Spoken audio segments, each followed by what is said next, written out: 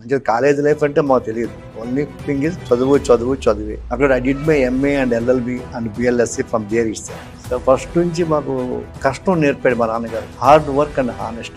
ఒక విధంగా చెప్పాలంటే నేను కూడా వెంట్ ఫర్ డైలీ వేజెస్. February 27th ఫస్ట్ కూలికి బయటకు వెళ్ళినప్పుడు I have taken 14 rupees as my కూలీ of the day. So I got 3 degrees in 3 years. MA, LLB, BLSc. So ఆ విధంగా కోచింగ్ ఇవ్వటం మూలంగా ఫస్ట్ బ్యాచ్ నాకు 85లో బయటకు వచ్చింది. 120 మెంబర్స్ సెలెక్ట్ అయ్యారు. అసలు కాకినాడ షేక్ అయింది.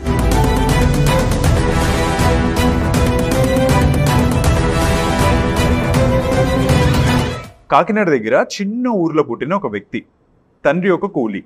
చిన్నప్పటి నుంచి చాలా కష్టాలు పడ్డాడు. తిను కూడా ఒక టైంలో కూలీ పని చేయాల్సి వచ్చింది. కానీ డిగ్రీ పూర్తయిన తర్వాత ఒక చిన్న కోచింగ్ సెంటర్ పెట్టుకొని 2024కి వచ్చేసరికి ఆ కోచింగ్ సెంటర్ని 180 acres క్యాంపస్గా మార్చుకొని ఒక యూనివర్సిటీ కింద కన్వర్ట్ చేశారు. This is the story of mister Sesha Reddy, the founder of Aditya university. Sesha Reddy గారు, థ్యాంక్ యూ సో మచ్ వేటి న్యూస్కి వచ్చినందుకు. ఇలాంటి ఒక పర్సన్తో నేను కూర్చుంటాను అని అయితే అనుకోలేదు definitely. Okay, and me introduction ఏదైతే ఉందో జనరిక్గా అవసరం ఉండదు, బట్ దెన్ తెలుగు ప్రజలకు ఒక్కసారి మిమ్మల్ని మీరు ఇంట్రడ్యూస్ చేసుకోవాలంటే ఎలా ఇంట్రడ్యూస్ చేసుకుంటారు? నా పేరు శేషారెడ్డి. మా సర్నేమ్ నల్లమిల్లి. ఆ సర్నేమ్ మారిపోయింది ఇప్పుడు my name is Aditya Sesha Reddy.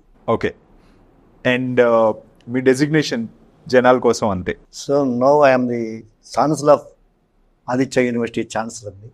All right. Founder, chairman of Aditya group of institutions. Okay, ఊరు సార్ ఎక్కడ పుట్టారు? మీ ఊరేంటి? నా సొంత ఊరు కుట్టుకూలు ఊరు అని చెప్పేసి అనపర్తి నియోజకవర్గంలో అక్కడ ఒక చిన్న పల్లెటూరు.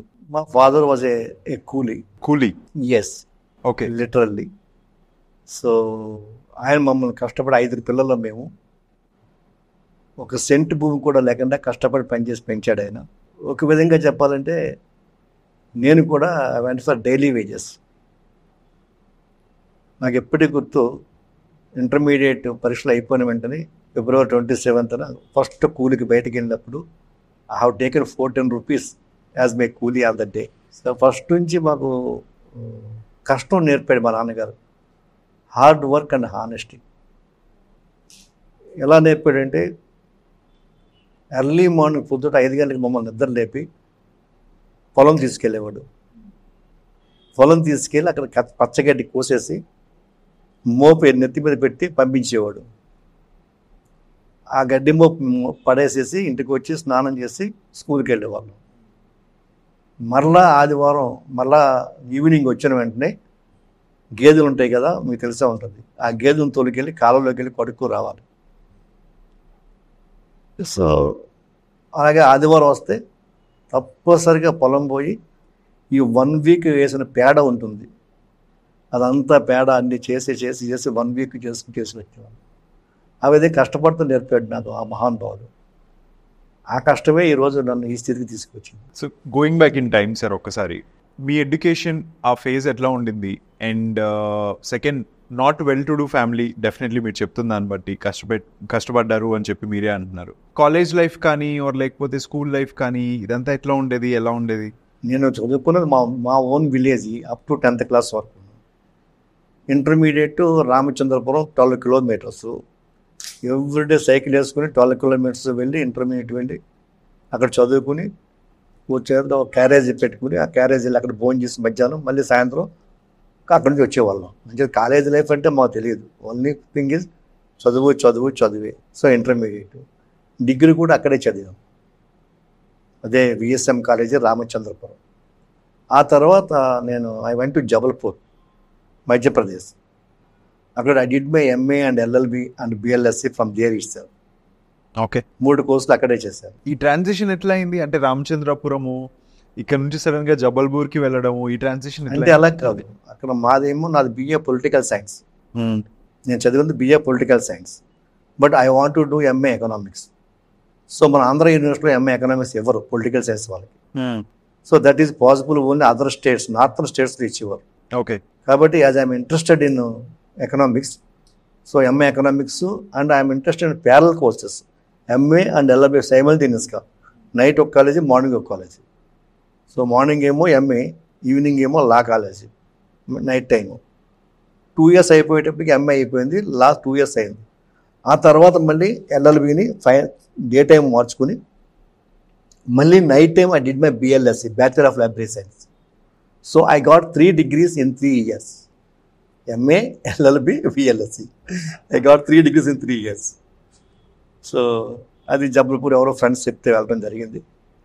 సో లైక్ అక్కడే నేను పిహెచ్డి కూడా రిజిస్ట్రేషన్ చేశాను, కానీ due to my financial problems I could not continue. I came back. నాన్న కష్టం చూసి బాగా చదువుకోవాలి అని అనుకోని అలా చదివారా, లేకపోతే మీ అంతటి మీకు ఏదైనా మధ్యలో ఇన్స్టింక్ట్ వచ్చిందా చదవాలి అని? లేదు, నాన్న యొక్క బోధన, నాన్న యొక్క గైడెన్స్.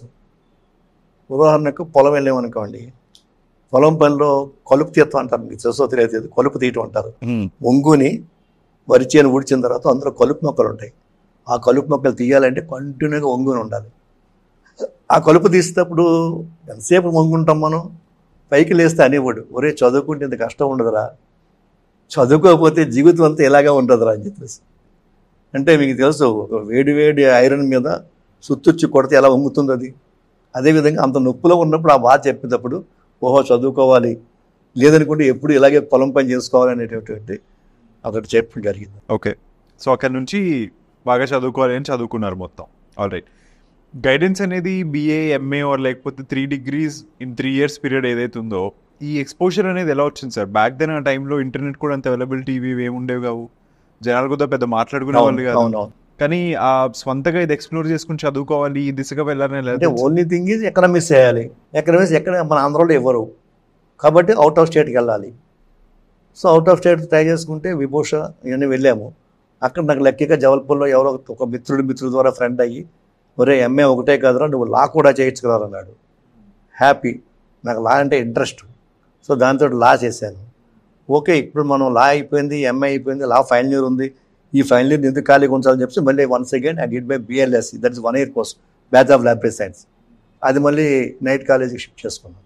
ఓకే, ఆ రకంగా 3 years 3 degrees చేసేటప్పుడు కూడా అప్పుడు కూడా నాకేంటంటే it is very difficult to cut the money order because father is not well of.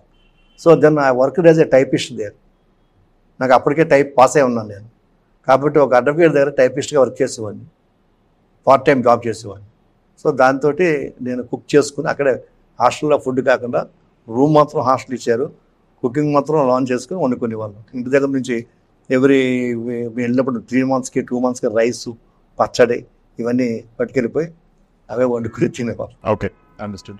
దీని తర్వాత జాబ్ ట్రయల్స్ వేసారా? Yes sir. అఫ్కోర్స్ అంటే నేను MA LLB అయిపోయిన వెంటనే వచ్చిన వెంటనే నాకు లక్కీగా రాజమండ్రి VT కాలేజీలో లెక్చరర్గా జాబ్ వచ్చింది. Okay, part time lecturer.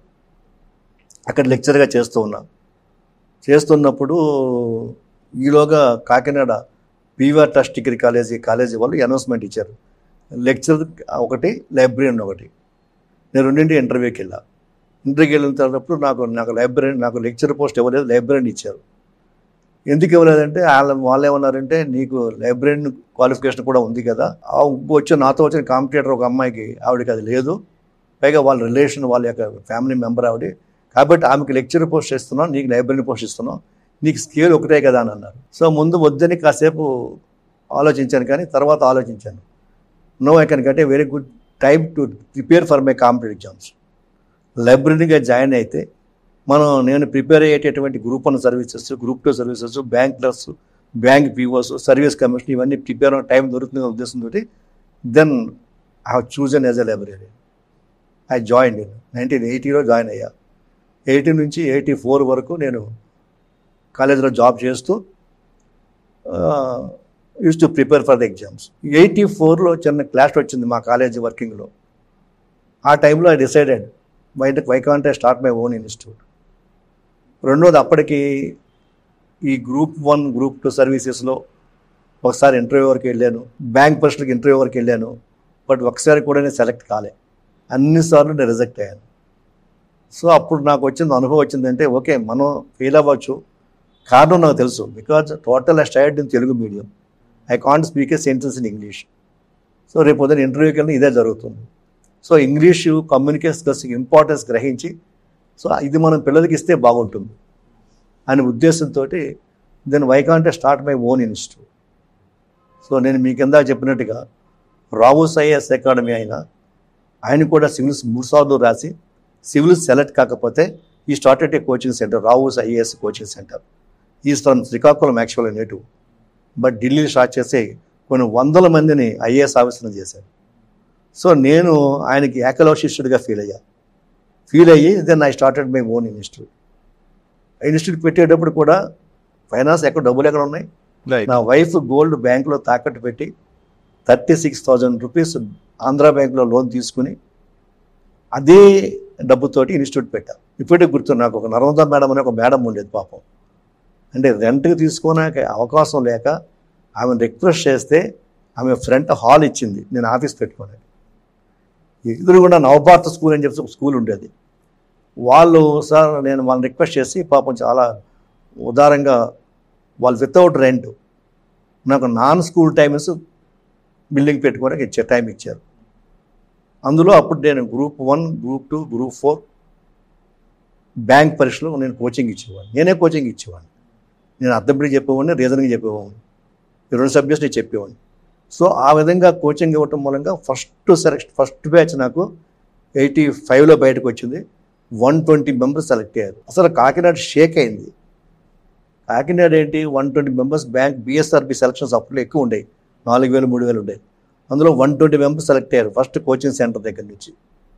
So అక్కడ నుంచి ఇంకా గ్రూప్ 1, గ్రూప్ 2 రకరకాల కాంపిటీషన్స్. నేను జాబ్ లెక్చర్గా లైబ్రరీగా పనిచేస్తూనే ఇవన్నీ చేసేవాడిని. అంటే మాది షిఫ్ట్ కాలేజ్, మార్నింగ్ 8 to 12 మా డిగ్రీ కాలేజ్ లైబ్రరీగా డ్యూటీ, 12 తర్వాత ఫ్రీ, ఆ తర్వాత ఇన్స్టిట్యూట్ రన్ చేసుకునేవాడిని. 89 వరకు అలాగే చేశాను. ఒకసారి ఇది స్టెబిలైజ్ అయిన తర్వాత then I resign for my job. So అప్పుడు ఫస్ట్ 84లో కోచింగ్ సెంటర్ పెట్టాను, 85లో స్కూల్ పెట్టాను, ఆ తర్వాత 89లో జూనియర్ కాలేజ్ పెట్టాను. ఇంకా కంటిన్యూగా అక్కడ నుంచి all colleges. Now almost we have every institute except medical, KG to PG schools, junior కాలేజీలు, డిగ్రీ కాలేజీలు, ఇంజనీరింగ్ కాలేజీలు, నర్సింగ్ కాలేజీలు, బీఈడి కాలేజీలు, బీఫార్మసీ కాలేజీలు, almost all the colleges I have except medical college. Got it, done. So confidence ఎక్కడొచ్చింది అంటే first institute చెప్పారు కష్టపడి 36,000 పెట్టి నేను స్టార్ట్ చేశాను అని, తర్వాత ఫర్దర్గా చెయ్యొచ్చు, ఇదే యాక్చువల్లీ నేను చేయగలుగుతాను, ఇదే నా బిజినెస్ అవ్వచ్చు, ఇదే నా లక్ష్యం అవ్వచ్చు అనే కాన్ఫిడెన్స్ ఎలా వచ్చింది మీకు? సెలెక్ట్ అవ్వకపోవటం నన్ను రెచ్చగొట్టింది. నేను సెలెక్ట్ కాలే.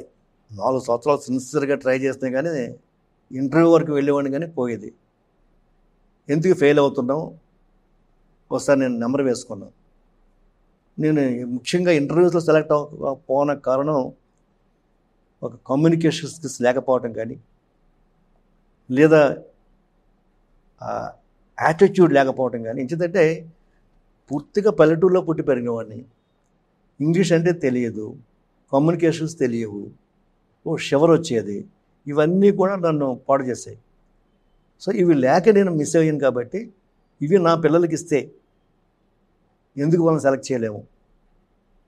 నేను ప్రిపేర్ అయినటువంటి ఆ మెటీరియల్ అంతా ఉంది కాబట్టి దాంతో నేను స్టార్ట్ చేసి సక్సెస్ అయ్యాను. సక్సెస్ అయిన తర్వాత నాలో కాన్ఫిడెన్స్ పెరిగిపోయింది. సో 120 మందికి ఉద్యోగం ఇచ్చాం ఒక నిరుద్యోగిగా ఉన్నప్పుడు. So that gives me a great support. Succeed. All right. First institute start చేసినప్పుడు అప్పుడున్న శేషారెడ్డి నేర్చుకున్న విషయాలు ఏంటి లైఫ్లో ఆ టైంలో? ఆ టైంలో నేను ఒక షెడ్ వేసి, ఒక మహానుభావుడు చిన్న స్థలం ఇచ్చాడు, ఇల్లు ఇవ్వలేదు, ఎదురుగుండా ఖాళీ స్థలం ఇచ్చాడు. ఆ ఖాళీ స్థలంలో షెడ్ వేసుకున్నాం, థ్యాచర్ షెడ్. మీకు తాటాకు షెడ్ అంటారు కదా, చూసారో చూడలేదు. అందులో షెడ్లోనే కింద మట్టి సర్దుకుని, నాపరాయి వేయడానికి కూడా డబ్బులు లేక కేవలం మట్టి సర్ది, తడికిలు కట్టి, గోడ పెట్టడానికి డబ్బులు లేక తడికిలు కట్టి, ఆ తడికిలు సౌండ్ వస్తుంటే న్యూస్ పేపర్లు అంటించి పాఠాలు చెప్పుకునేవాళ్ళు. ఆ రకంగా స్టార్ట్ చేసాం. సో ఆ రకంగా నెమ్మదిగా అద్దె బిల్డింగ్ తీసుకుంటూ స్టార్ట్ చేయడం జరిగింది. సో ఇక్కడ ఏంటంటే మనిషికి పట్టుదల, కసి చాలా ఇంపార్టెంట్. నేను చెప్తూ ఉంటాను చాలాసార్లు నా మిత్రులకి, కసి ప్లస్ కృషి ఈజ్ ఈక్వల్ టు ఋషి. ఋషి ఎప్పుడు అవుతాడంటే కసి ఉండాలి, కసి సరిపోదు, కసితో పాటు కృషి ఉండాలి. ఈ రెండు ఉంటే మనిషి ఋషి అవుతాడు. నా విషయంలో నేను ఏదైనా ఎదిగాను అంటే దానికి కారణం ఏంటంటే చేయాలని పట్టుదల, ప్రయత్నం. అది మా ఫాదర్ చిన్నప్పటి నుంచి నేర్పినటువంటి విద్య. Okay, understood. సో అన్నీ స్టార్ట్ చేశాను, స్కూల్ పెట్టాను, గ్రూప్ క్లాసెస్ అవి చెప్పడం మొదలుపెట్టాను, జూనియర్ కాలేజ్ మొదలుపెట్టాను అని చెప్పారు. ఇంజనీరింగ్ కాలేజ్ కూడా ఇంజనీరింగ్ కాలేజ్ స్టార్ట్ చేయడం అనేది చాలా హ్యూజ్ స్టెప్. జనరల్గా మాకు ఎలా అనిపిస్తానో ఇంజనీరింగ్ కాలేజ్ ఉందా అని అనిపిస్తుంది అనమాట, స్కూలే ఉందిలే అన్నట్టు. సో ఇంజనీరింగ్ కాలేజ్ కూడా స్టార్ట్ చేయాలి అనే కాన్ఫిడెన్స్ మీకు వచ్చింది అంటే ఆ టైంకి మీరు చాలా చూసే ఉంటారు కదా ఆల్రెడీ. సో ఆ జర్నీస్ చెప్తారా ఒక్కొక్కసారి? ఎస్, అప్పట్లో ఇంజనీరింగ్ కాలేజ్ ఇక్కడ మనకి దగ్గరికి తక్కువగా ఉండి చాలామంది students they use to go to Bengaluru, Madras ఇటు వెళ్ళేవారు. వాళ్ళు అక్కడికి వెళ్ళి చదువుకోవడానికి చాలా ఖర్చు అయ్యేది, డొనేషన్ ఉండేది, హాస్టల్లో ఉండాలి, చాలా ఎక్స్పెన్స్ అయిపోయి కొంతమంది తిరిగి వచ్చేసేవారు. ఇది చాలా ఇబ్బంది పడేవారు. అప్పటికి నేను 2001లో ఫస్ట్ ఇంజనీరింగ్ కాలేజ్ పెట్టాను. అంతకుముందే ప్రైవేట్ ఇంజనీరింగ్ కాలేజ్ ఇచ్చారు. నేను 2001లో ఇంజనీరింగ్ కాలేజ్ పెట్టాలి అని డిసైడ్ చేసుకున్న తర్వాత I have taken 25 acres of land. అప్పుడు కూడా ఏంటంటే రెవెన్యూ డివిజన్, ఏ రెవెన్యూ డివిజన్లో అయితే కాలేజీలు లేవో అక్కడ ఇచ్చారు. నాకు దగ్గరగా కాకినాడ ఉంది, మిగిలిన చోట్ల ఉంది. పెద్దాపురం రెవెన్యూ డివిజన్లో కాలేజీ లేదు. కాబట్టి ఆవిడ పెద్దాపురం రెవెన్యూ డివిజన్లో 25 acres ల్యాండ్ తీసుకుని ఆవిడ కాలేజీ స్టార్ట్ చేయడం. సో ఆ విధంగా కాలేజీ స్టార్ట్ చేయడం తర్వాత అందులో ముఖ్య చైనా కూడా ఒక కారణం ఏంటంటే ఆ రోజుల్లో క్యాంపస్ ప్లేస్మెంట్స్ అనేవి కేవలం ఇంజనీరింగ్ కాలేజీగా వచ్చాయి, డిగ్రీకి లేవు. అది కూడా మంచి ఇంజనీరింగ్ కాలేజ్ మాత్రం అంటే వాడు ఇంజనీరింగ్ ఫైనల్ ఇయర్లో ఉండగానే కంపెనీ వచ్చి వాడికి క్యాంపస్ ప్లేస్మెంట్ డ్రైవ్ కండక్ట్ చేసి వాడు ఇంకా ఫైనల్ ఇయర్ అవ్వకుండానే, పరీక్ష అవ్వకుండానే, పరీక్షలు రాయకుండానే వాడి ప్లేస్మెంట్ ఆర్డర్ ఇస్తున్నారు. సో మనిషి జీవితంలో ఎందుకంటే అదృష్టం ఏంటి, ఎవరికైనా కోటీశ్వరుడైనా, కూలివాడు కొడుకైనా, ఒక కలెక్టర్ అయినా, ఒక బిల్లు కలెక్టర్ అయినా ప్రతి తండ్రి కోరుకునేది తమ పిల్లలకి మంచి ఉద్యోగం రావాలి. సో అదే ఉద్దేశంతో నేను కూడా మంచి ఉద్యోగం ఇవ్వాలంటే డెఫినెట్గా ఇంజనీరింగ్ కాలేజ్ పెట్టాలి. నాకు తెలుసు అది శక్తికి మించిన పని అని తెలుసు. కాకపోతే అప్పటికి నేను సక్సెస్ అయ్యాను కాబట్టి కొంచెం కాన్ఫిడెన్స్ లెవెల్స్ పెరిగాయి, ప్రజల్లో నమ్మకం కలిగింది శేషారెడ్డి ఏదైనా చేస్తాడని చెప్పేసి. సో అడిగిన వెంటనే మిత్రులు కొంతమంది ఫైనాన్షియల్ సహాయం చేయటం దాంతో so then I decided I started this engineering college. All right, understood. ఎవరైనా సరే స్కూల్ అయిపోయింది అనగానే ఇంటర్మీడియట్ డన్, ఇంటర్మీడియట్లో ఎంపీసీ, బైపీసీ, అమ్మో బైపీసీ కష్టమో, ఎంపీసీ అయితే ఈజీ, ఇంజనీరింగ్ వెళ్ళిపోవచ్చు అని ఇంజనీరింగ్ తీసుకుని ఇంజనీరింగ్లోకి వస్తారు. వచ్చిన వాళ్ళు majority of the people fail అవుతున్నారు సార్. ఇన్ ద మీనింగ్ ఏంటి అంటే బయటకు వచ్చేసరికి మెజారిటీ ఆఫ్ ద పీపుల్ ఉద్యోగాలు రావట్లేదు ఇంజనీరింగ్ తర్వాత అన్నది. ఇంట్లో ఎందుకు అది అలా ఉంది? రెండు రకాలండి. ఒకటి ఏంటంటే ఇంజనీరింగ్ చదివేటటువంటి స్టాండర్డ్ వాళ్ళ దగ్గర లేకపోవడం. వాడు ఇంటర్మీడియట్ అయిన తర్వాత కాలేజీకి వచ్చేటప్పటికి ఒక రకమైనటువంటి గర్వం మనిషికి ఏర్పడుతుంది. సో నేను ఇంజనీరింగ్ స్టూడెంట్ కూడా అనుకోండి ఇంజనీర్ అయిపోయినట్టుగా ఫీల్ అవుతాడు. అది రెండవది. మూడవ కారణం ఏంటంటే తల్లిదండ్రులకు కూడా పిల్లల మీద శ్రద్ధ తగ్గుతుంది. అంటే ఉండనివ్వరు పిల్లలు కూడా, నీకేం తెలుసులే తల్లిదండ్రుల్ని, నేను ఇంజనీరింగ్ చేస్తున్నానులే అని చెప్పి ఫీలింగ్. సో ఆ తర్వాత ముఖ్యంగా టీనేజ్, ఎప్పుడైతే వాడు ఇంటర్మీడియట్ పాస్ అయిపోయాడో వాడు ఇంజనీరింగ్కి వచ్చాడో ఆ టీనేజ్ ఎఫెక్ట్ చాలా ఎక్కువ వచ్చేస్తుంది. ఈవేళ మనకి సోషల్ మీడియా కానివ్వండి, ఫోన్స్ కానివ్వండి, ఇవన్నీ కూడా పిల్లల్ని చెరిపేస్తూ ఉన్నాయి. సో ఇటువంటి సమయంలో పిల్లలు సరైనటువంటి కాలేజీ కనుక సరైన కేర్ తీసుకోకపోతే సెల్ ఫోన్ అలౌ చేయటం, లేదా ఇర్రెగ్యులర్ ఆఫ్ అటెండెన్స్ ఉండటం వల్ల కానీ వాళ్ళు సరైన కేర్ తీసుకోకపోతే పిల్లలు దెబ్బతింటున్నారు. సో ఫెయిల్ అవుతున్నారు. ఒకసారి ఫెయిల్ అయింది, ఒక బ్యాక్లాగ్ వస్తే రేపు పొద్దున ఇంజనీరింగ్ ఈవేళ ప్లేస్మెంట్స్ ఏంటి, ఈవేళ ప్లేస్మెంట్స్ మనం 3 రకాలుగా డివైడ్ చేయొచ్చండి. ఒకటి గవర్నమెంట్ జాబ్స్, అవి 2% కన్నా ఎక్కువ ఉండవు, ఓన్లీ 2%. అంటే బ్యాంక్ క్లర్క్స్ కానీ, బ్యాంక్ పీఓస్ కానీ, సబ్ ఇన్స్పెక్టర్స్ కానీ, గ్రూప్ 1 కానీ, గ్రూప్ 2 కానీ, అవి ఎప్పటికో ఉంటాయి, ఓన్లీ 2%. ఒక 8% ఉద్యోగాలు ఏంటి, చిన్న ఉద్యోగాలు, చిన్న కంపెనీస్లో ఏ కంప్యూటర్ ఆపరేటర్, ఇటువంటి ఉద్యోగాలు. ఇక 90% జాబ్స్ అన్నీ కూడా క్యాంపస్ ప్లేస్మెంట్స్, అంటే ఎంఎన్సి, అంటే మల్టీనేషనల్ కంపెనీ, అంటే బహుళ జాతి సంస్థలు. ఈవేళ 90% ఉద్యోగాలు. ఈ అన్ని కంపెనీలు ఏం చేస్తాయి, ఏవి పేపర్ నోటిఫికేషన్ ఇవ్వవు. మినిస్టర్గా చెప్తే ఉద్యోగం ఇవ్వరు, పిఎం చెప్తే ఉద్యోగం ఇవ్వరు. మరి ఏం చేస్తారంటే they will conduct the campus drive conduct చేస్తారు. ఇక్కడ మంచి కాలేజీలకి క్యాంపస్ డ్రైవ్ వాళ్ళే వెళ్ళి వాడు ఫైనల్ ఇయర్లో ఉండగానే వాడే అక్కడ ప్రాసెస్ కండక్ట్ చేసి ఈ ప్రాసెస్లో సెలెక్ట్ అయిన వాళ్ళకి అప్పుడే ఈ will give the placement order. But ఇంకా ఇంజనీరింగ్ అవ్వలే, ఇంకా ఫైనల్ ఇయర్ ఎగ్జామ్ రాయలే, రిజల్ట్ రాలే, but before that he is going to get a placement order. So ఇటువంటి ట్రెండ్ ఈవేళ ఉంది మనకి. ఈవేళ జనరేషన్ చాలా అదృష్టవంతుడు. మా టైంలో ఆకలి రాజు సినిమా వచ్చింది, బాగా గుర్తు మాకు ఇప్పటికీ. ఏంటంటే ఉద్యోగం ఉండదు, డిగ్రీ పూర్తి అయిపోతుంది, ఖర్చుకు డబ్బులు అమ్మా నాన్న ఇవ్వరు, ఉద్యోగం లేదు, సంపాదన లేదు, ఏం చేయాలి? ఏమీ చేయని పరిస్థితుల్లో అలా తిరుగుతూ ఉండేవాళ్ళం. సో ఆ రోజు ఉద్యోగం రావాలంటే డిగ్రీ పూర్తయిన తర్వాత 2 సంవత్సరాలు, 3 సంవత్సరాలు, 4 సంవత్సరాలు, 5 సంవత్సరాలు ప్రతి కనపడినటువంటి ప్రతి నోటిఫికేషన్కి అప్లికేషన్ పెట్టుకుని ప్రిపేర్ అయ్యి వెళ్ళేవాళ్ళం, వచ్చేది కాదు. అప్పుడు ఏదో చిన్న ఉద్యోగం జాయిన్ అయ్యేవాళ్ళం. కానీ ఇవాళ అలా కాదే.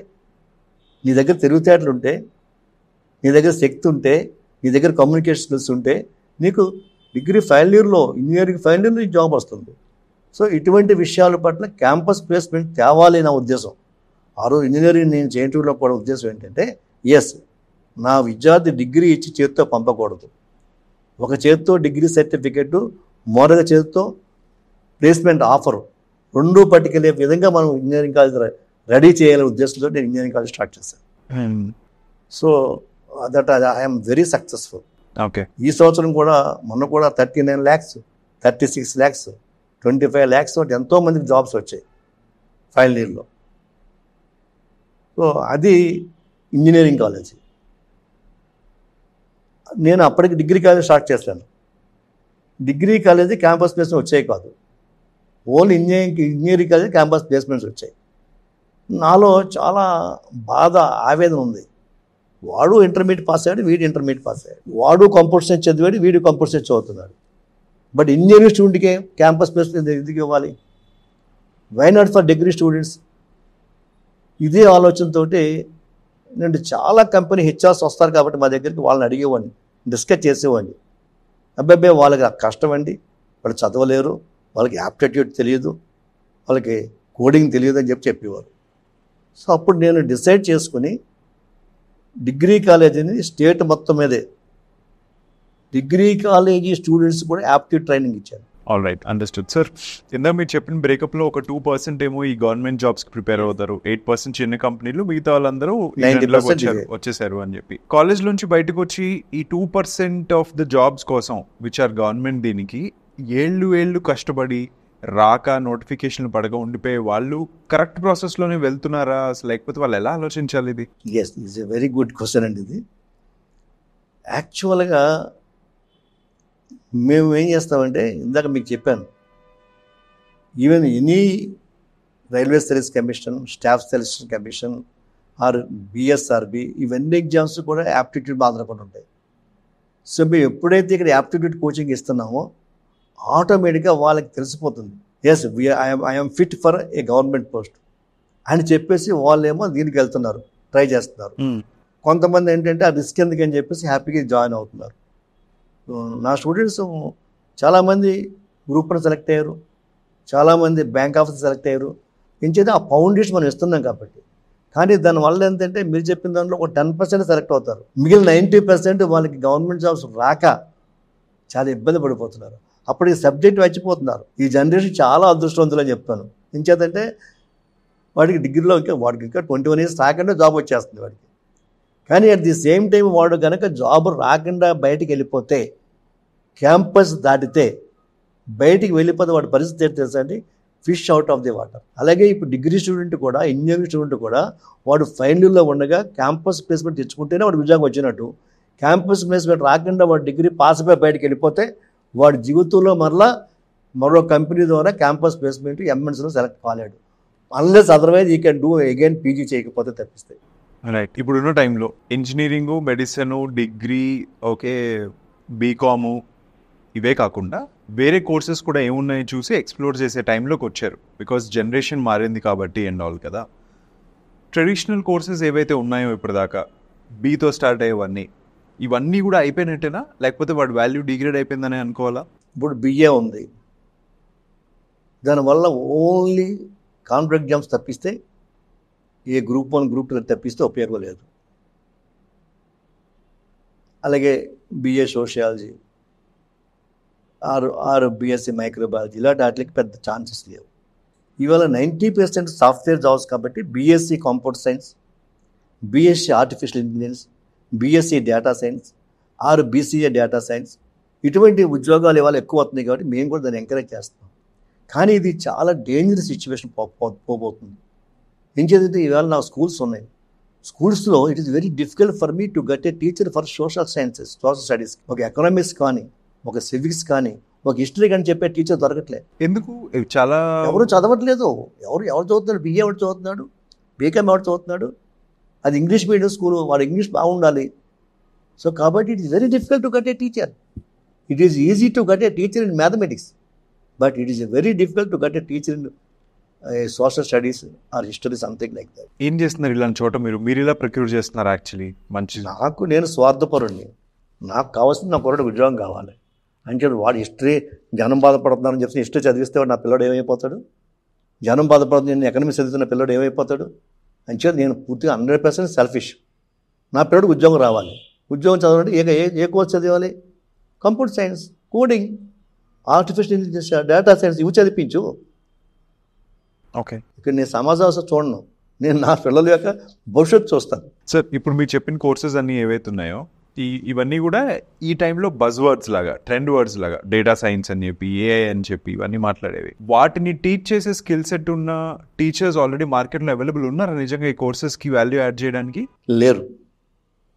కానీ నేనేం చేస్తాను తెలుసా అండి, నా దగ్గర ఇంజనీరింగ్ కాలేజ్ స్టూడెంట్స్ని, ఫైనల్ ఇయర్ స్టూడెంట్స్ని ఇంచుమించు ఈ సంవత్సరం 120 మెంబర్స్ సెలెక్ట్ చేసుకున్నాం.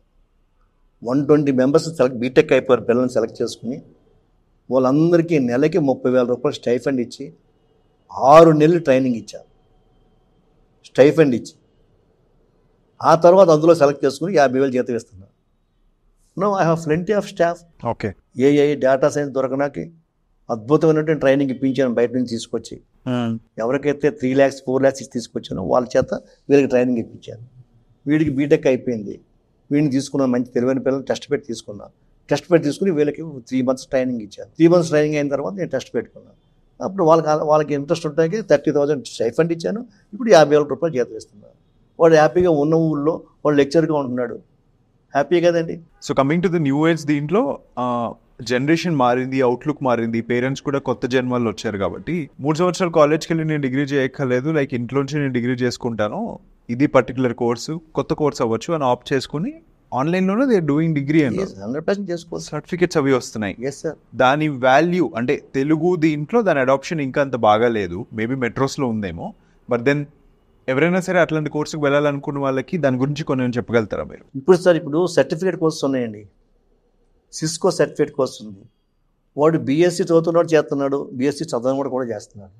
అలాగే డిఫరెంట్ సర్టిఫికేట్ కోర్సెస్ ఉన్నాయి.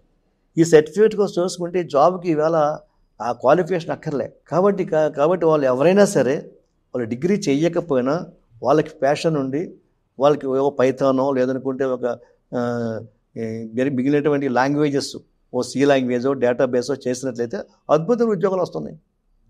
అంచేత డిగ్రీ కాలేజీకి వెళ్ళి చదవాల్సిన అవసరం పోయింది ఈరోజు. ఓన్లీ థింగ్ ఇస్ ఎఫిషియన్సీ, సమర్థత. రైట్. ఇప్పుడు మేమేం చేస్తాం, మా పిల్లలకి అదే నేర్పుతున్నాం కదా. వాడికి బీఎస్సీ పేరుకి బీఎస్సీ అవుతున్నాడు, బట్ సైమల్టేనియస్గా వాడు ఎడిషనల్ కోర్సెస్ చేపిస్తున్నాం, సర్టిఫికేట్ కోర్సెస్. ఏ స్టూడెంట్ అయినా సరే లక్ష్యం ఉంటే ఏదైనా సాధించవచ్చండి ఈరోజు. ఓకే, ఎవరి రికమెండేషన్ అక్కర్లేదు. ఇవాళ ఎన్నో ఆన్లైన్ కోర్సెస్, ఫ్రీ కోర్సెస్ చేస్తున్నది గవర్నమెంట్. మా యాప్సే ఉంది, state council higher education. They are giving excellent free courses, certificate courses. Professor Hemachandra Reddy గారు అని చెప్పేసి చైర్మన్గా ఉన్నారు. ఆయన వచ్చి బ్రహ్మాండమైన ఇవన్నీ సబ్జెక్ట్స్ కూడా ఇంట్రడ్యూస్ చేశాడు. ఒక పిల్లవాడు ఇంటి దగ్గర కూర్చొని ఆన్లైన్లో వాడు చదువుకోవచ్చు, వాడికి జాబ్ వస్తుంది. అందుకంటే ఏం కావాలండి. Got it, done. So sir, ఒక పాయింట్ ఆఫ్ టైం దగ్గర జనాలు ఓకే ఇంకా ఇండియాలో చదువు అయిపోయింది, నాకు నేను అబ్రాడ్ వెళ్తేనే నేను చదువుకోగలను, అబ్రాడ్ వెళ్తేనే నాకు వాల్యూ ఉంటుంది నా ఎడ్యుకేషన్కి అండ్ నా కెరీర్ కూడా సెట్ అవుతుంది అని అంటారు.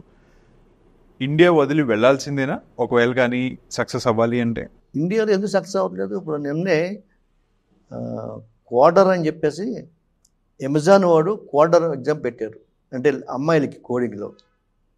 సో వాళ్ళు అద్భుతమైనటువంటి పెర్ఫార్మెన్స్ చేస్తే వాళ్ళకి 36 lakhs రూపీస్ చొప్పున 15 మంది సెలెక్ట్ అయ్యారు నా అమ్మాయిని, ఇంజనీరింగ్ స్టూడెంట్స్.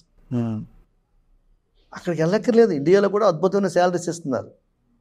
కాకపోతే ఏంటంటే ఇక్కడ మంచి జాబు, ఇక్కడ సపోజ్ ఒక 5 lakhs 6 lakhs 8 lakhs ప్యాకేజ్ ఉంటే వీడు అక్కడికి వెళ్ళి ఎంఎస్ చేసుకున్నట్లయితే అక్కడ 3 years వర్క్ పర్మిట్ ఉంటుంది కాబట్టి అక్కడ వాడు కనీసం ఏంటంటే సంవత్సరానికి 50 లక్షలు సంపాదించుకుంటాడు. ఓకే, ఉంటుంది. అబ్రాడ్కి వెళ్ళటం అనేది కూడా మంచిదే.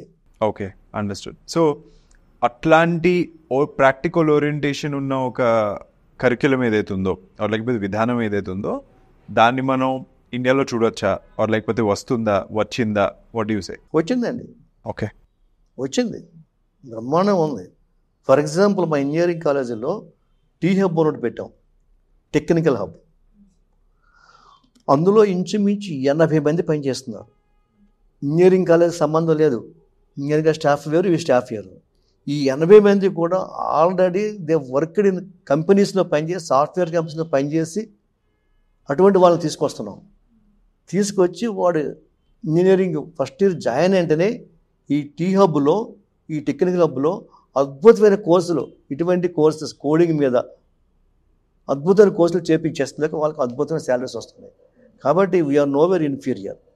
కాకపోతే ఏంటంటే బట్టి పట్టేసి రాసేసుకుని వచ్చేస్తే వాడికి ఉపయోగం ఉండదు. కానీ బట్ టెక్నికల్ డెప్త్ ఉన్నట్లయితే అద్భుతమైన ఓకే, రిజల్ట్ వస్తుంది. అండర్స్టూడ్. సార్, దెర్ ఈజ్ ఇంత ఉన్నా సరే, ఇంత మంచి ఎడ్యుకేషనల్ ఇన్స్టిట్యూట్స్ ఉన్నప్పుడు కూడా, ఫ్యాకల్టీ ఉన్నప్పుడు కూడా, ఆపర్చునిటీస్ ఉన్నప్పుడు కూడా majority of the people are still unemployed. Unemployment అనేది when you look at it ఇంత ఎక్స్పర్టీస్తో, what do you define it like or ఏంటి? They depend upon the student and the institution. ఏ ఇన్స్టిట్యూషన్లో మంచి స్టాఫ్ ఉండరో, మంచి టెక్నికల్ నాలెడ్జ్ ఇవ్వలేరో, ఏ ఇన్స్టిట్యూట్లో అటువంటి యావరేజ్ స్టూడెంట్ జాయిన్ అవుతారో వాళ్ళు ఏం చేయగలుగుతారు? ఇంకా ఫ్రాంక్గా చెప్పాలంటే గవర్నమెంట్ ఎక్కడైతే ఫీజు రీఎంబర్స్మెంట్ పెట్టి వాడికి ఎంసెట్లో ర్యాంక్ రాకపోయినా వాడు ఇక్కడికి వచ్చి జాయిన్ అయ్యి వాడికి ఇంట్రెస్ట్ లేకుండా వాడు ఇంజనీరింగ్ పాస్ అయిపోతే రేపు పొద్దున బయటికి వెళ్ళి ఏం చేస్తున్నాడు? వాడికి జాబ్ రాదు, ఏమీ చేయలేడు పరిస్థితి. ఇది ఒక విధంగా తప్పని నేను గవర్నమెంట్నే తప్పు అంటాను. నేను ఫ్రీ ఎడ్యుకేషన్ అంటే ఆ ఎడ్యుకేషన్కి వాల్యూ లేదు, ఆర్ లేకపోతే ఆ ఎడ్యుకేషన్కి అసలు లైక్ లెట్స్ సే కావాల్సినవి ఏవైతే ఉన్నాయో అవన్నీ ఉండవు, దాంట్లో జస్ట్ ఫుల్ఫిల్మెంట్ కోసం చెప్పేది అనే పాయింట్ ఉంటుందా? ఒక ఇంపార్టెంట్ పాయింట్ చెప్పాలో చెప్పకూడదా ఆలోచిస్తున్నాను. ఈవేళ ఇంజనీరింగ్ కాలేజీలకి ఫీజు రీఎంబర్స్మెంట్ పేరు చెప్పి ఆ ఫీజులు తగ్గించారు. 90,000 రూపాయల ఫీజు ఉండేటటువంటి ఒక ఇంజనీరింగ్ కాలేజ్ ఫీజు రీఎంబర్స్మెంట్ ఇవ్వాలి కాబట్టి దాన్ని 90,000 నుంచి 40,000కి 30,000 తగ్గించారు. 30,000 రూపాయలతో ఇంజనీరింగ్ కాలేజీ మనం మంచి టీచర్ని అపాయింట్ చేయగలమా? ఒక మంచి డాక్టర్స్ని అపాయింట్ చేయగలమా? ఒక సమర్థుని అపాయింట్ చేయగలమా? ఎప్పుడైతే మనకి సమర్థమైన టీచర్ని అపాయింట్ చేయలేమో, ఇంచేత చేయలేకపోతున్నాం, we are getting the very lowest. 30,000 రూపాయలు ఏంటంటే ఎల్కేజీ ఫీజు ఏమో 1,00,000 రూపాయలు ఉంది, ఇక్కడేమో ఇంజనీరింగ్ కాలేజ్ ఫీజు 30,000 రూపాయలు. ఎక్కడ చేయగలం దానికి? సో ఎప్పుడైతే మీకు మంచి శాలరీస్ ఇవ్వలేకపోతున్నామో మంచి స్టాఫ్ రారు. మంచి స్టాఫ్ రాకపోతే బాగా ఎలా చెప్పగలరు? దానివల్ల పిల్లవాడు నష్టపోతున్నాడు, దేశం నష్టపోతుంది. సో ఈ విషయంలో మాత్రం మరి గవర్నమెంట్లు మారుతూ ఉన్నాయి. మనకి ఏమైందంటే మనకి ఉన్నటువంటి దురదృష్టం ఏంటంటే a politician always thinks about next election. A politician, a statesmen thinks about next generation. ఇప్పుడు మనకు ఉన్న వాళ్ళు 90% పొలిటీషియన్స్ అంతే, because they want to elect next time. కాబట్టి అన్నీ free free free free free free. అదే స్టేట్స్మెన్ అయితే నెక్స్ట్ జనరేషన్ బాగుండని ఆలోచిస్తాడు. అది మనం ఆలోచించట్లే ఇవాళ. ఎందుకంటే ఎక్కువ డెప్త్కి వెళ్ళవద్దు. Got it. To all the unemployed youth, బయటకు వచ్చారు, సంవత్సరాలు అయిపోయి గవర్నమెంట్ జాబ్స్ కోసం ప్రిపేర్ అయ్యారు, నోటిఫికేషన్స్ రాలేదు, వచ్చాయి, సెలెక్ట్ అవ్వలేదు, కాలేజ్ నుంచి బయటకు వచ్చాం, ఉద్యోగాలు లేవు. వీళ్ళందరూ వేరే వేరే కోర్సెస్ చేసినా ఎక్కడో చోటకు వెళ్ళిపోదామని ఏదో ఒక విన్న కోర్సు, ఏదో ఒక తెలిసిన కోర్సు, వాడు చేశాడని ఇంకో కోర్సు ఇట్లాంటివి చేస్తారు కదా, ఉండిపోతారు. కానీ అట్లాగా లేదు, సక్సెస్ అవుతున్నారు, సక్సెస్ అయ్యే వాళ్ళు ఉన్నారు అందులో. అసలు సక్సెస్కి వేళ అసలు బోళ్ళంత ఆకాశం వద్దండి, ఎంతైనా సక్సెస్ అవ్వచ్చు, వాడికి ఆ పట్టుదల ఉండాలి అంతే. అది పిల్లవాడు తప్పే కానీ మరి ఎవరిది కాదు, సమాజానికి కాదు. ఓకే, ఆ పిల్లవాడు కష్టపడితే ఎందుకు రాదండి? ఇవాళ జావా నేర్చుకోమని చెప్పండి, పైథాన్ నేర్చుకోమని చెప్పండి, ఎందుకు జాబ్స్ రావట్లేదు? ఓకే. అసలు ఈవేళ క్వాలిఫికేషన్ ఎవరో చూడట్లేదే. ఈవెన్ నేను కూడా చూడండి, I don't bother about the qualification of the candidate. నాకు లెక్చరర్గా కావాలనుకుంటే వాడికి ఎంత ఎఫిషియన్సీ ఉంది చూస్తాను. వాడు బీటెక్ ఎంటెక్ గ్రాడ్యుయేట్ డాక్టరేట్ అవసరం లేదు నాకు. Whether is the efficiency of the teaching, ఆ సబ్జెక్ట్ ఉంటే డెఫినెట్గా తీసుకుంటాను నేను. Got it. ఇప్పుడు ఒకవేళ కానీ ఒక మిడిల్ లెవెల్ కంపెనీ 8% మీరు చెప్పింది ఉంది కదా చిన్న ఉద్యోగం, సో 8%లోకి వెళ్ళి చేసే వాళ్ళది చిన్న ఉద్యోగం అన్నట్టు చూస్తారు. బట్ లెట్సే ఫుల్ ఫ్లెడ్జ్డ్ కాకుండా పని నేర్చుకుంటున్నాడు, హ్యాపీగా ఉన్నాడు, ఇదిగా ఉంటుంది. ఇంకోటి పెద్ద ఉద్యోగం ఎంఎన్సి, ఓకేనా, దీంట్లోకి వెళ్తే లైఫ్ అన్నట్టే ఉన్నట్టు, దీంట్లోకి వెళ్తేనే లైఫ్ చాలా బాగా ఉన్నట్టు అనేది ఒక వర్షన్ ఉంటుంది కదా బయట. What do say about that? ఇందులో చెప్పడానికి నిజమే, వాస్తవం అది. వాడు 10,000 రూపాయలు 15,000 రూపాయలతో ఉద్యోగం చేయాలంటే కనీసం ఒక అపార్ట్మెంట్ తీసుకోవాలి కదా, కనీసం ఫ్యామిలీ బ్రతకాలి కదా, పిల్లలు చదివించుకోవాలి కదా. ఈ 10,000 రూపాయలతో 10,000తో ఏం చేయగలడు వాడు? ఓకే. అదే మరి ఇంకొక 30,000 40,000 50,000 ఉద్యోగం వెళ్ళేవాడు, వాడు హ్యాపీగా వాళ్ళ ఫ్యామిలీ బాగుంటుంది కదా. అదే చెప్తాం మేము, ఎప్పుడు చెప్పిన అది చెప్తాం. చేత తప్పలేదు మన అందరికీ అన్ని ఉద్యోగాలు ఇవ్వలేం కదండి. అది వాడు హార్డ్ వర్క్ చేస్తే నేర్చుకుంటే సక్సెస్ అవుతాడు. అండర్స్టూడ్. అంతే. మీకు ఒకవేళ కానీ కరిక్యులమ్స్ని కోర్సెస్ని డిజైన్ చేసే ఆపర్చునిటీ వస్తే what is the first thing that you will change for majority of the students to succeed? Sir it is ever changing society ఎప్పుడు చేంజ్ అయ్యేది వరకు మనం ఏ మాట విన్నామా? వినలేదు. ఒక 5 years బ్యాక్ 6 years బ్యాక్ ఏఏ అంటే తెలియదు.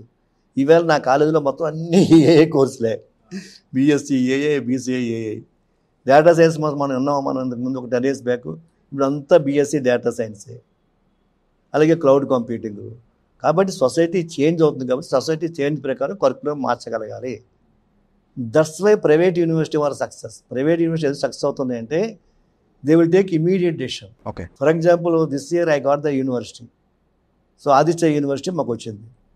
So I implemented all the new courses. పాత కోర్సులు మొత్తం తీసేసాము, అన్ని కొత్త కోర్సులే పెట్టాము, వాళ్ళకి ట్రైనింగ్ ఇస్తున్నాము టెక్నికల్గాను. They are getting jobs. So మనకి జనరల్గా యూనివర్సిటీలో, గవర్నమెంట్ యూనివర్సిటీలో అంత త్వరగా సిలబస్ చేంజ్ చేయడానికి ఇష్టపడరు, కాబట్టి వాళ్ళు నష్టపోతూ ఉన్నారు.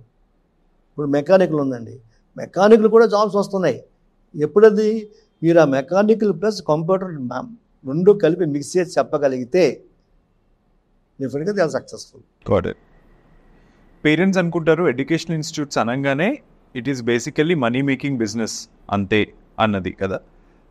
వాళ్ళ వే ఆఫ్ అవుట్లుక్ ఎలా ఉండాలి సార్? ఒకవేళ కానీ మీ యూనివర్సిటీలో ఎవరైనా కోర్స్కి వస్తే ఇది పర్టికులర్ అమౌంట్ అని మీరు చెప్తారు, ఇది చాలా ఎక్కువ అండి అని చెప్పి వాళ్ళు పర్సివ్ అయిపోయి అక్కడ ఎక్కువ అండి అని చెప్పి బయటకు వచ్చి కూడా చెప్పేస్తారు నలుగురికి. అలాంటి వాళ్ళు ఎలా ఆలోచించాలి generally? What do you say to them? వాళ్ళు ఏం తల్లిదండ్రులు అమాయకులు ఏం కాదు, వాళ్ళు కూడా ఈ కాలేజీలో ఎన్ని కంపెనీస్ వచ్చాయి, ఈ కాలేజీకి లాస్ట్ ఇయర్ ఎంతమంది ప్లేస్మెంట్ అయ్యారు, ఈ కాలేజీలో ఫ్యాకల్టీ ఎలా ఉంది, ఈ కాలేజీ డిసిప్లిన్ ఎలా ఉంది, ఇవన్నీ చూసే జాయిన్ చేస్తారు, ఎక్కువ తక్కువ కూడా చూడరు. ఓకే. ఈ 4 చాలా ఇంపార్టెంట్. ప్లేస్మెంట్ ఇంపార్టెంట్ మనకి, అంటే కంపెనీస్ తీసుకురావాలి, వానికి మంచి ఫ్యాకల్టీ అవసరము, మంచి ల్యాబ్స్ అవసరము. ఇవన్నీ ఉన్నప్పుడు ఆటోమేటిక్గా ఉద్యోగం వస్తే ఏముందండి వాడికి? వాడు మహా అయితే ఏముంది, ఒక 2 లక్షలు, 1 లక్ష రూపాయలు ఫీజు కట్టినా కానీ 4 years 4 lakhs కడితే కానీ వాడికి ఫైనల్ ఇయర్లో ఉద్యోగం వచ్చేది 30 లక్షల జీతం వస్తుంటే వాడికి ఇంకెంతకంటే ఏం కావాలి? Before we close sir, further plans for Aditya university ఏంటి? బికాజ్ మీరు ఒక ఇన్స్టిట్యూట్తో స్టార్ట్ చేసి ఒక 4 డిఫరెంట్ కాలేజెస్ స్టార్ట్ చేసి దెన్ ఇంజనీరింగ్ దానికి వచ్చి now you have KG to everything అయిపోయింది. It's a university now overall. Further plans ఏంటి ఆలోచిస్తున్నారు? Yes, we are going for another university that is deemed to be university. Okay. This is a state university. Aditya University is a state university. Now we are going to plan for a deemed to be university under distance education category కింద ఇంకో university start చేయబోతున్నాం త్వరలోను. అందులో main management courses పెట్టాలని చెప్పేసి, management courses. Okay. So అటువంటి కోర్సులతో ఒక university పెట్టాలని చెప్పేసి, so Visakhapatnam, Kakinada, Rajahmundry complex university కింద పెట్టిన ప్రయత్నం చేస్తున్నాం.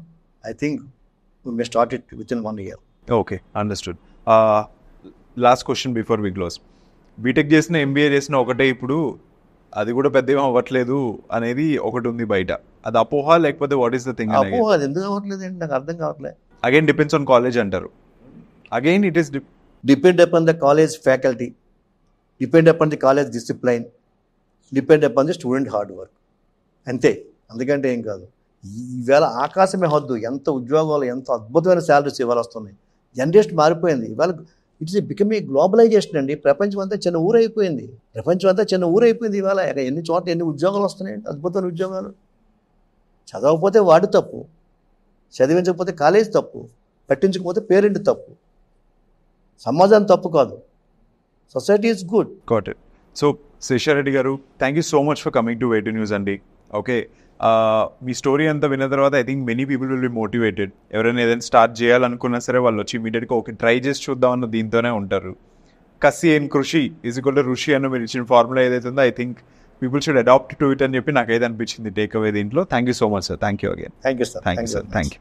సో నా పేరు శేషారెడ్డి, అందరూ ఆదిత్య శేషారెడ్డి అంటారు. And the founder chairman of Aditya group of institutions. ఇప్పుడు మీరు వే2 న్యూస్ టర్నింగ్ పాయింట్ చూస్తూ ఉన్నారు.